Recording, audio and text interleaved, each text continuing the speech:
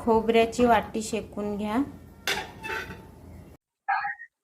लसूण सोलून घेतलाय. आता आपण त्याच्यामध्ये लसूण टाकूया.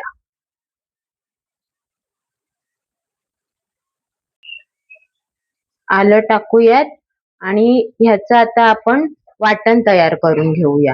हे सुक्या खोबऱ्याचं वाटण आहे. आपलं वाटण आता तयार आहे. हे एक सुकं खोबऱ्याचं वाटण झालंय. आता दुसरं वाटण बघूया. आता आपण हिरवं वाटण तयार करून घेऊया. सुकं खोबऱ्याचं वाटण झालेलं आहे. आता याच्यात कोथिंबिरी, आलं,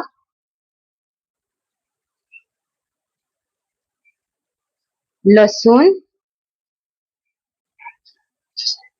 हे आता वाटून घेऊया. वाटण वाटून झालेलं आहे. आपल्याला मटणासाठी लागणारे हे 3 वाटण आहेत. हे आहे आले लसूण पेस्ट, हे आपलं हिरवं वाटण जे आता वाटलं ते, आणि हे सुकं खोबऱ्याचं. मटण स्वच्छ धुवून घेतलेलं आहे. हे बघा. हे मटण कुकर मध्ये घालून घ्या. आता आपण त्याच्यात घालूया आले लसूण पेस्ट. ही बघा, थोडीशी आले लसूण पेस्ट घाला, जास्त नाही घातली चालेल. मिक्स करा.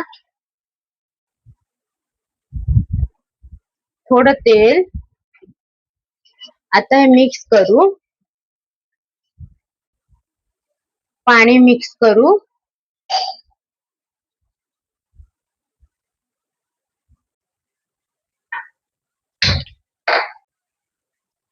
कुकर गॅसवर ठेवलाय. आता आपण याला 20 शिट्ट्या घेऊया.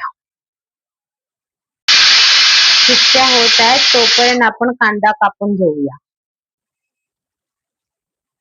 आपलं मटण आता शिजलेलं आहे. चला आता आपण पुढची रेसिपी करूया. गॅसवरती कुकर ठेवूया.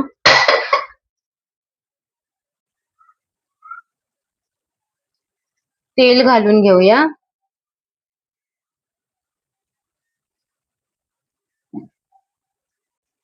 तेल आपलं गरम झालेलं आहे. आपण कांदा टाकूया. कांदा परतून घेऊया.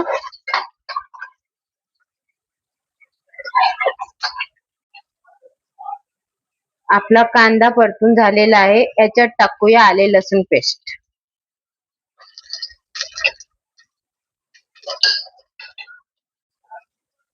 आता घालूया हिरवं वाटण.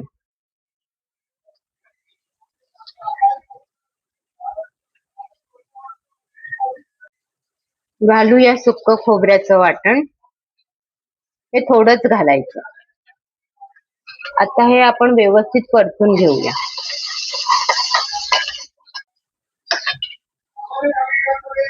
कांदा लसूण मसाला हा रेडीमेड आहे. कुठल्याही दुकानात तुम्हाला सहज मिळेल.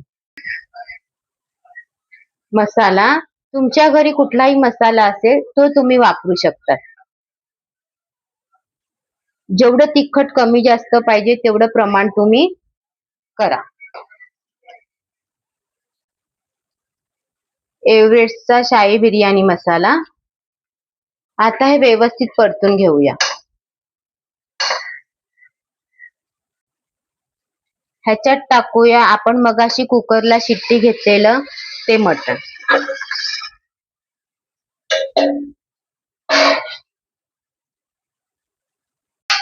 याच्यात घालूया बटाटी. मीठ घालूया. मटणात आधी मीठ आपण घातलेलं म्हणून आता आपल्याला पाहिजे तेवढंच मीठ घाला. व्यवस्थित मिक्स करून घ्या.